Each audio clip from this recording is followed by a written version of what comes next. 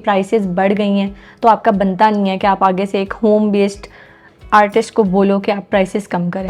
12 बजे उन्होंने कह डिलीवरी दो, मैं कि मैं दे ही नहीं सकती 1 बजे से पहले, इसलिए कि मेरे पास गैस ही नहीं है। जैसे इन्फ्लेशन हो रही है तो लोगों का माइंडसेट भी चेंज हो रहा है। अब जो बेचने वाला है वो भी चाहता है कि कुछ उसको सेव हो जाए, और जो खरीदने वाला है वो भी चाहता है कि मेरी कुछ बचत हो जाए। हालिया दिनों में पाकिस्तान में तेल की कीमतें बढ़ने के बाइस महंगाई के तूफान से हर घर के मामलाते ज़िंदगी मुतासिर हुए हैं, जिनमें एक मखसूस तादाद उन ख़वातीन की भी है जो छोटे पैमाने पर घरों में कारोबार कर रही हैं।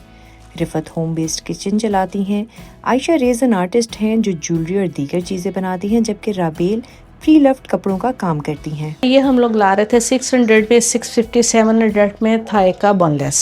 आज हम 1100 में बाय करके लाई हूँ क्योंकि कल मेरा ऑर्डर था। अब कल क्लाइंट से बकबक होगी, मुँहमारी होगी कि आपने ज़्यादा पैसे क्यों चार्ज किए हैं। जब मुझसे बताऊंगी तो फिर वो कहेगा मैंने इस दफ़ा लेना, अगली दफ़ा कोई नहीं लेना, भाग जाएं आप यहाँ से। तो फिर ऐसा ही होगा। रिसेंटली 1 हफ्ता पहले सब कुछ चेंज हुआ है। मेरा काम रेजन का है और इसके अलावा मुझे लगता है कि बहुत ज़्यादा फ़र्क पड़ा है। प्राइसेस हाई हो गई हैं एकदम से। लोगों को ज़्यादा आइडिया हो गया कि हमें ये थ्रिफ्ट प्राइसेस पे चीज़ें ले लेनी चाहिए, क्योंकि लॉन वगैरह जो है, जो एक्चुअल प्राइसेस 25,000 30,000 पे आजकल लॉन सेल हो रही है, वही 1/4 जो है आपको 20 में मिल जाता है।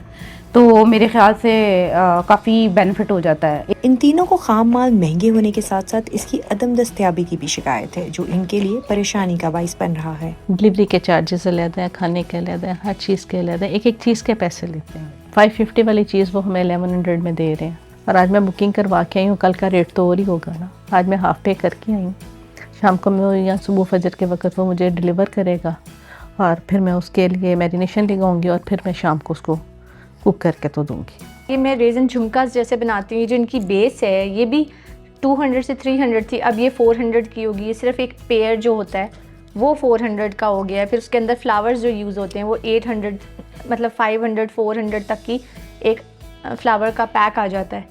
तो वो अब 1100 1200 पे चली गई हैं, तो वो सारी चीज़ें हिल गई हैं। पहले जो डिलीवरी चार्जेस 1 kg के 350 to 450 होते थे, अब वो 750 to 850 हो गए हैं। इस वक्त इन खवातीन के लिए अपने कस्टमर्स को मुतमईन करना दिन ब दिन मुश्किल होता जा रहा है। आयशा, रिफत और राबेल को खदशा है कि आने वाले दिन इनके कारोबार के लिए मजीद मुश्किल हो सकते हैं।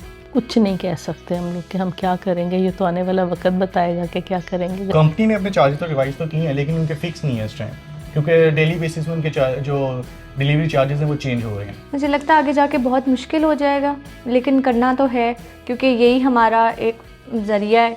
और अगर मैंने ये छोड़ दिया तो फिर मेरे पास कोई ऑप्शन नहीं है।